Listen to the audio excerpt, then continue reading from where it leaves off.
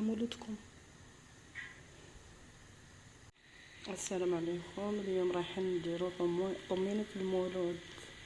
درنا السميد الفور كما راكم تشاهدوا، ومن بعد نقلوه،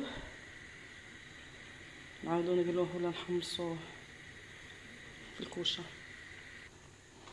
اذا هذا هو السميد تاعنا بعد ما فورناه كما راكم تشاهدوا.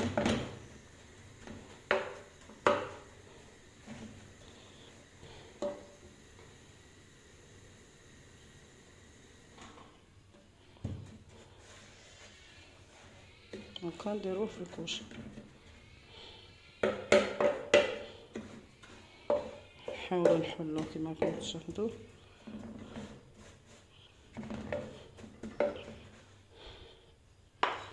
نديروه في الكوشه يتحمص.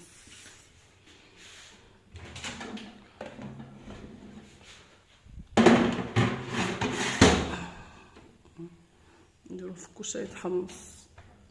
بعد ما يتحمص نوريكم النتيجه.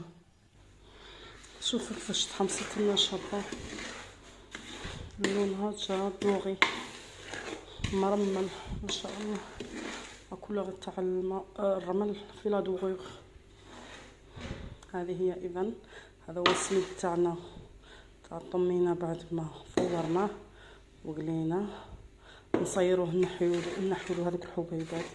كاين واحد الحبيبات يكونوا عندنا، اذا نصيروه ومن بعد نعسلوه بالحسل والزبده وحلة الترك، ونوريكم في صحن التقديم وطريقه التعسل كذلك. اذا هذا هو السميد تاعنا اللي كنا فورناه وحمصناه في الكوشه. اذا خرج لنا رائع. شوف اللون اللي خرج لنا ما شاء الله. اذا عندنا كميه من الحسيله، عندي زوج قواط الحسيله راح نديرهم، زوج ستار، زبده ستار. انا نحب الطمينه بالزبده ستار، راح ندير زوج باكيات وزوج علب عسل. اما بالنسبه للتزيين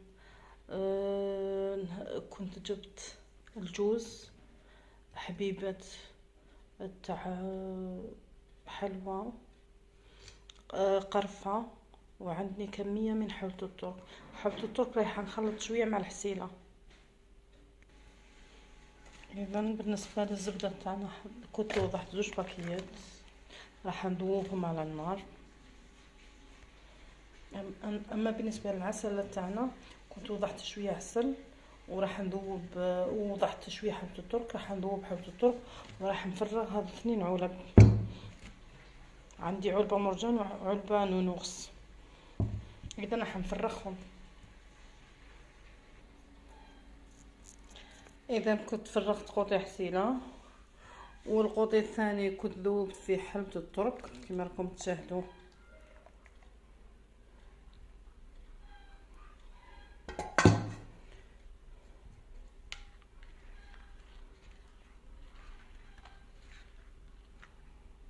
كنت وضعت في حلة الترك. دوك نجيب الزبده راهي فوق النار.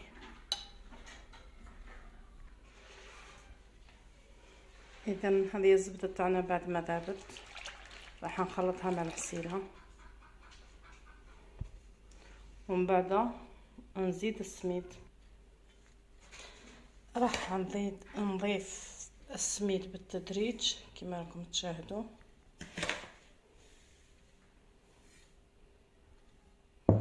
ونخلط.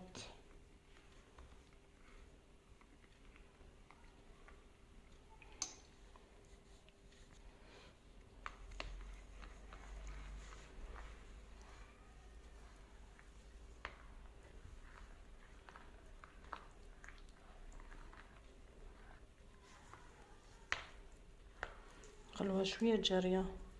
انا نزيد نضيف شويه كميه من السميد. اذا الكميه اللي وضعناها حوالي كيلو سميد في المقدار تاع. اذا الطمينه تاعنا بعد ما خليتها ريحت وباتت ليله كامله، هذه هي النتيجه النهائيه اللي تحصلت عليها. الطمينه تاعنا كانت جاريه بصح شربت. هذا هو القوام بتاعها كيف صبحت. مش راح نزيد لها الحسيلة، من راح نضيف لها حتى اضافة.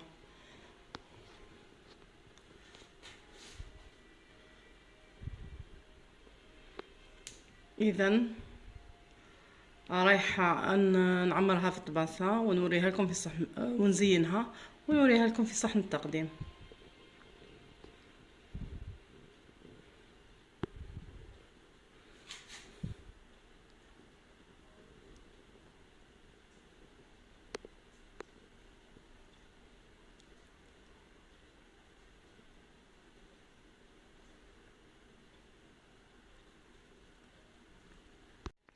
اذا هذه هي النتيجة النهائية اللي تحصلنا عليها. الطمينة تاعنا بعد ما وجدناها وشبحناها، هذه هي النتيجة اللي تحصلنا عليها.